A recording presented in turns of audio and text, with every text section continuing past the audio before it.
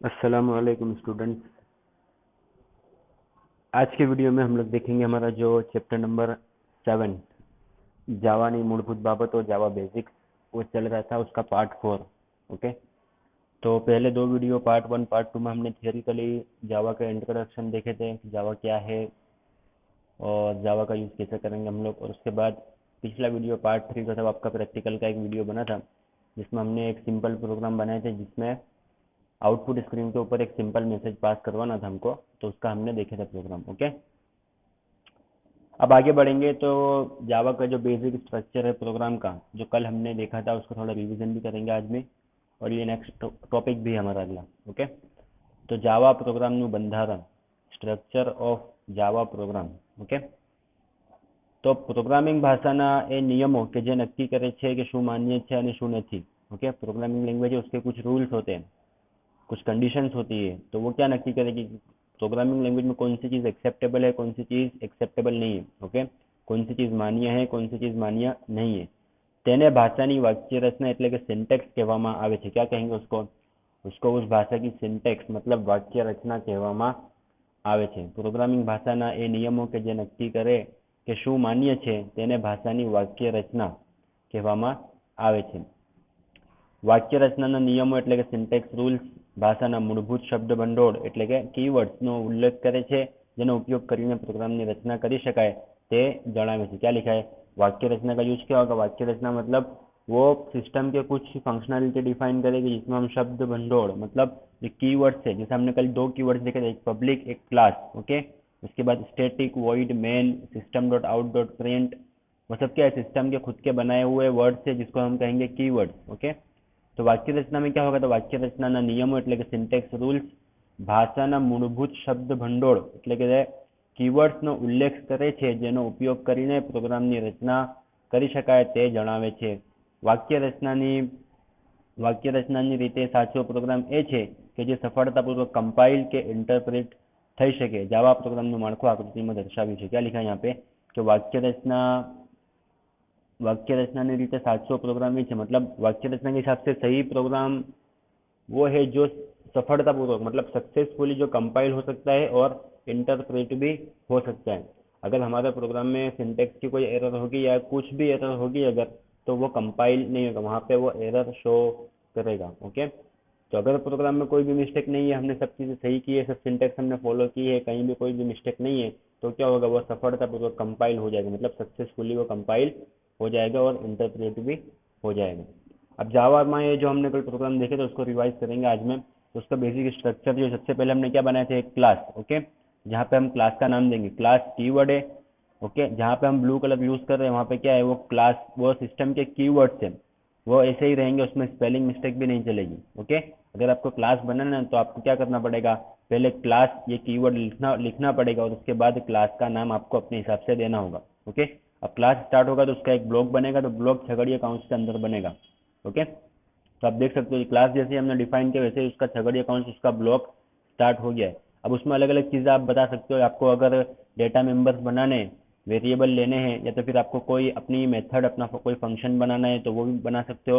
और उसके बाद हर मतलब हमारा जो प्रोग्राम होगा उसमें कम से कम एक क्लास होना चाहिए और उस क्लास के अंदर मेन मेथड मतलब मेन फंक्शन होना चाहिए, जो अगली लाइन में public static void main bracket में लिखेंगे string ARGS string argument. Okay, अब मेन भी क्या है? एक मेथड है, एक फंक्शन है, तो उसका भी एक ब्लॉक बनेगा जिसको हम कहेंगे ब्लॉक ऑफ स्टेटमेंट, जिसमें हमने कल लिखे थे system dot out dot print और ब्रैकेट में लिखा था डबल कोट के अंदर this is my first program. Okay, तो वो क्या है? वो मेन फंक्शन का ब्लॉक बनाया था हमने। ब्लॉक भी कैसे बनेगा? छगड़िया काउंस के अंदर। ओके, अब नीचे लास्ट में हमने दो छगड़िया काउंस क्लोज किए, उसमें पहला वाला जो है वो मेन फंक्शन का है और बाद में जो ओवर किया है वो है क्लास का। ओके, तो दो ब्लॉक एक साथ ओवर हुए, पहला था मेन फंक्शन का ब्लॉक और दूसरा वाला है वो है क्लास का ब्लॉक। ओके, तो यहाँ पे अलग अलग जो कीवर्ड्स हमने यूज किए जैसे कि class public static void main, वो सब क्या है? वो एक सिंटेक्स ही है मतलब में।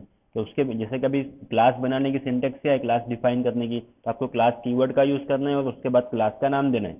ओके, अगर आप क्लास कीवर्ड का यूज नहीं करोगे तो वो सिंटेक्स को मतलब आपने फॉलो नहीं किया, इसका मतलब क्या होगा? वो एरर शो करेगा, कंपाइल नहीं होगा।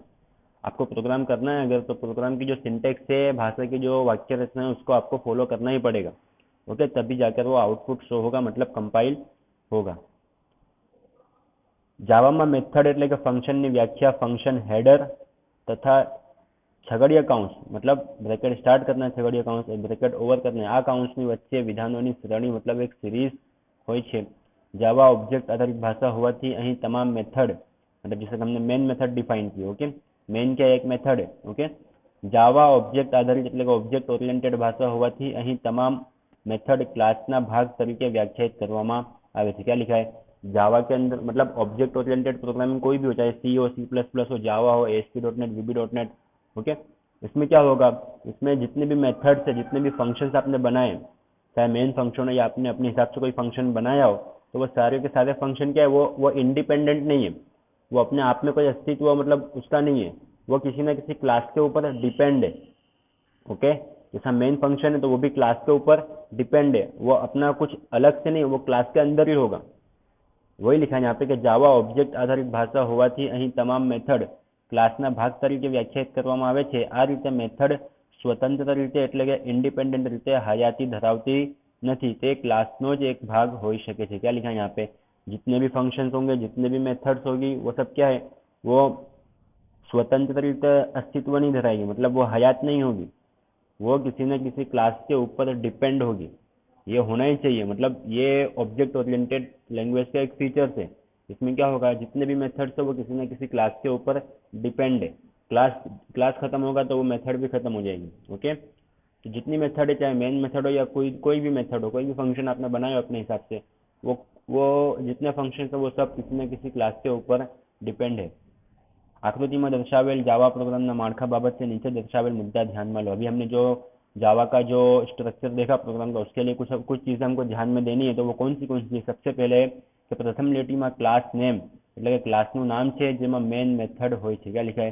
सबसे पहले हम क्लास डिफाइन करेंगे जिसके अंदर एक मेन मेथड होगी। उसके बाद जो क्लासનું नाम इंटरेस्ट होय, मतलब अगर आपने क्लास का नाम इंटरेस्ट दिया फॉर एग्जाम्पल, ओके, तो जावा सोर्स फाइल नो संग्रह इंटरेस्ट डॉट जावा नाम से करवो જોઈએ। क्या लिखा है? कल भी हमने देखा था कि हमने एक क्लास बनाया तो उसमें हमने नाम दिया था file1, तो हमने फाइल को सेव कैसे किए थे, file1 यानी कि जो क्लास का नाम है वो, और डॉट जावा लगाए थे पीछे। वैसे ही अगर आपने क्लास का नाम दिया इंटरेस्ट, तो आप फाइल का नाम क्या दोगे, फाइल को स्टोर कैसे करोगे, फाइल को सेव कैसे करोगे, इंटरेस्ट डॉट जावा के नाम से। જ્યારે આ ફાઇલને કમ્પાઇલ કરવામાં આવે છે ત્યારે इंटरेस्ट डॉट क्लास नामनी बीजी फाइल बने છે। क्या लिखा है? हमने सोर्स फाइल हमारे कीबोर्ड से टाइप करके हमने बनाया, उसको सेव किया इंटरेस्ट डॉट जावा से। अब इंटरेस्ट डॉट जावा फाइल जो है वो कंपाइलर को समझ में आने वाली नहीं है। कंपाइलर क्या करेगा, मतलब आउटपुट देखने के लिए कंपाइलर क्या करेगा, उसको मशीन पर से तो उस लैंग्वेज में कन्वर्ट करता है जिसको हम कहते हैं डॉट क्लास फाइल, ओके। हमने इंटरेस्ट डॉट जावा फाइल बनाए थे, उसको कंपाइल किए, तो कंपाइल करने के बाद नई फाइल बनेगी, तो वो कौन सी बनेगी, इंटरेस्ट डॉट क्लास, ओके। आ नामनी बीजी फाइल बने छे। आ इंटरेस्ट डॉट क्लास नामनी क्लास फाइल प्रोग्रामનું જાવા બાઇટ કોડમાં રૂપાંતર ધરાવે છે, જેનો જાવા इंटरप्रेटर द्वारा अमल કરી શકાય છે। क्या लिखा है यहाँ पे? तो जो इंटरेस्ट डॉट क्लास फाइल बनी है ना, वो क्या है, बाइट कोड में हुआ एक ट्रांसलेशन है, रूपांतर धरावे છે। क्या लिखा? बाइट कोड में થયેલું રૂપાંતર ધરાવે છે, જેને જાવા इंटरप्रेटर द्वारा अमल એટલે કે એક્ઝિક્યુશન કરવામાં આવે છે। દરેક પ્રોગ્રામમાં એક ક્લાસ હોવો જ જોઈએ જે પબ્લિક એટલે કે મેન મેથડ ધરાવે છે। क्या लिखा है? हर एक प्रोग्राम, आप कोई भी प्रोग्राम लिखो जावा में, उसमें कम से कम एक क्लास होना चाहिए और उस क्लास के अंदर मेन फंक्शन होना चाहिए, तभी आपका आउटपुट आएगा, वरना वो एरर शो करेगा। ओके, यहाँ तक क्लियर है? अब आगे बढ़ेंगे तो अगला टॉपिक है डेटा प्रकार, डेटा टाइप्स इन जावा। अब डेटा टाइप्स क्या होता है? तो डेटा टाइप्स, आपने कोई भी चीज़ आपको प्रोग्राम में यूज़ करनी है तो उसकी कुछ साइज होगी, उसकी कोई वैल्यू होगी, मतलब या उसकी कुछ रेंज होगी कि इतनी रेंज में हम उसका यूज़ करेंगे, इतनी रेंज में उसको हम वैल्यू दे सकते हैं। देखेंगे अभी। तो डेटा प्रकार मेमरीનું જરૂરી કદ, मेमरीમાં રહેલી કિંમતોનો પ્રકાર, मतलब कौन सी टाइप की वैल्यू स्टोर की है वो, અને કિંમતોનો ક્ષેત્ર વિસ્તાર, मतलब उसकी रेंज कितनी होगी वो, અને તેની ઉપર શક્ય ક્રિયાઓનો પ્રકાર નક્કી કરે છે। જાવામાં 8 પ્રકારના પ્રાથમિક એટલે કે પ્રિમિટિવ डेटा प्रकार पूरा पाड़े છે, જે નીચે દર્શાવેલ છે। अब डेटा टाइप्स जो होते हैं ना, वो दो टाइप के होते हैं, वो होता है प्रिमिटिव डेटा टाइप्स और दूसरा होता है non primitive data types, okay. तो जावा के अंदर प्रिमिटिव डेटा टाइप जो है, प्राथमिक डेटा टाइप्स, वो 8 तरह के आएंगे। मोस्ट एमपी क्वेश्चन आपके एग्जाम के लिए कि जावा के अंदर प्राथमिक डेटा टाइप्स, प्राथमिक डेटा प्रकार हो, प्रिमिटिव डेटा टाइप्स कितने कितने टाइप से होते हैं, तो वो होते हैं टोटल 8 टाइप के। तो वो 8 कौन से होंगे, तो उन 8 को पहले 4 के अंदर डिवाइड किया हुआ है, आप देख सकते हो। प्रिमिटिव डेटा टाइप्स इन जावा, उसको 4 कैटेगरी में डिवाइड किया है। एक होता है कैरेक्टर, एक होता है इंटीजर, एक होता है फ्लोटिंग पॉइंट, और चौथा होता है बुलियन। कैरेक्टर में जो डेटा टाइप्स आएगी वो होगी कैर, CHAR, ओके। उसके बाद इंटीजर में आएगी बाइट, शॉर्ट, INT मतलब इंटीजर, और लॉन्ग, ओके। और फ्लोटिंग पॉइंट में आएगी फ्लोट, डबल, और बुलियन में आएगी बुलियन। अब ये सब क्या है, तो अगर आपको कोई ऐसी वैल्यू लेनी है जिसमें आपको सिंगल कैरेक्टर स्टोर करवाना है, जैसे कि एस या ए या A to Z में से कोई भी, या कोई नया सिंबल, कोई नंबर, सिंगल नंबर मतलब, तो उसके लिए आप कैर का यूज करोगे, ओके। उसके बाद इंटीजर में टोटल 4 हमारे पास, बाइट, शॉर्ट, INT मतलब इंटीजर, और लॉन्ग। अब यहाँ पे अगर आपको नंबर्स लेने हैं, बड़े नंबर, चाहे 25, चाहे 50, चाहे 500, ओके, या 1 लाख, ऐसे नंबर आपको कोई स्टोर करवाने हैं, तो उसके लिए आप अलग अलग यहाँ पे बाइट, शॉर्ट, INT, लॉन्ग अपने हिसाब से यूज करोगे। अब यहाँ पे सबकी अलग अलग रेंज है कि बाइट में कहाँ से कहाँ तक आप ले सकते हो, शॉर्ट में कहाँ से कहाँ तक ले सकते हो, और INT में, और ऐसे ही लॉन्ग के अंदर भी वो रेंज देखेंगे अभी आगे के कितनी रेंज के लिए हमको कौन सा यूज करना है। बट हम लोग मोस्ट ऑफ जो यूज करेंगे वो INT का ही यूज करेंगे। बाइट में क्या रेंज कम हो जाएगी, शॉर्ट में उससे ज्यादा होगी, INT में उससे ज्यादा होगी, लॉन्ग में सबसे ज्यादा होगी, ओके। बट INT हमारा जो है, अभी बेसिक पढ़ रहे हैं हम लोग, तो INT से हमारा सारी वैल्यू उसमें आ जाएगी। उसके बाद है floating point number. Floating point मतलब क्या, जिसमें पॉइंट वाले नंबर हमको स्टोर करवाना है, अगर जैसे कि 25.25 या 10.10, ओके, ऐसे पॉइंट्स वाले नंबर आपको अगर स्टोर करवाना है तो आप फ्लोट और डबल का यूज करोगे। लास्ट में है बुलियन, तो बुलियन के लिए यस और नो में जिसको आपको वैल्यू स्टोर करवानी है, यस और नो, ओके, तो उसके लिए आप बुलियन का यूज करोगे। टोटल 8 टाइप के जो है वो है, पहला कैर, बाइट, शॉर्ट, INT मतलब इंटीजर, लॉन्ग, बुलियन, डबल, और सॉरी फ्लोट, डबल और बुलियन, ओके। देखेंगे आगे इसमें। तो कैरेक्टर એટલે કે केयर प्रकार जो सबसे पहला हमारा था, उसमें क्या होगा, तो आ प्रकार में यूनिकोड अक्षर समूह, मतलब यूनिकोड कैरेक्टर सेट में एक अक्षर हो, यूनिकोड जो है ना, यूनिकोड अक्षर समूह, मतलब यहाँ पे बहुत सारे सिंबल्स और नंबर्स को मिला के एक सेट बनता है, जिसमें से आप किसी का भी यूज कर सकते हो कैरेक्टर के अंदर, ओके। कैरेक्टर में क्या होगा, कैर के अंदर सिंगल कैरेक्टर, मतलब चाहे small S, capital A, small Z, A to Z के जितने हैं वो, फिर 1 to 0, 0 से 9 लगे नंबर, या कोई स्पेशल कैरेक्टर सिंबल से @ या हैश की साइन, तो वो सब आप उसमें ले सकते हो। उसके बाद बीजा 4 प्रकारों में पूर्णांक संख्या, જેમ કે 25 - 27 +2, ओके, ऐसी। उसके बाद पछीना 2 प्रकारों में अपूर्णांक संख्या, मतलब 25.8 - 27.5, मतलब जहाँ पे पॉइंट्स वाले आएंगे उसमें इसके लिए आपके पास है फ्लोट और डबल, ओके, वगैरहનો સમાવેશ કરી શકાય। और लास्ट में आएगा बुलियन, तो बुलियन प्रकार में 2 तार्किक किंमतों ट्रू और फॉल्स, એટલે કે यस और नो, આમાંથી एक किंमत હોય છે। क्या लिखा है, बुलियन के अंदर 2 ही वैल्यू आएगी, ट्रू और फॉल्स, यस और नो, ओके। ये था बेसिक इंट्रोडक्शन जावा के डेटा टाइप्स का। अब देखेंगे आगे, तो कोष्टक में डेटा प्रकारों की विगत आपेली है। डेटा टाइप्स जो 8 देखे हमने, वो 8 में क्या क्या चीजें आएगी वो एक कोष्टक में देख लेंगे हम लोग। तो सबसे पहला है बाइट, मतलब उसके बाद है कौन से टाइप का पहले आएगा वो डेटा टाइप्स का नाम, उसके बाद उसकी मेमोरी में कितनी स्पेस रोकेगा वो बाइट्स के अंदर, ओके।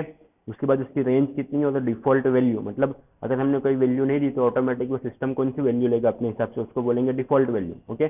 सबसे पहले टाइप में आएगा बाइट, तो सबसे पहला था ना हमारा बाइट, तो मेमोरी में साइज कितनी होगी उसकी, कितनी स्पेस रोकेगा, 1 बाइट, ओके। रेंज होगी -128 to +127।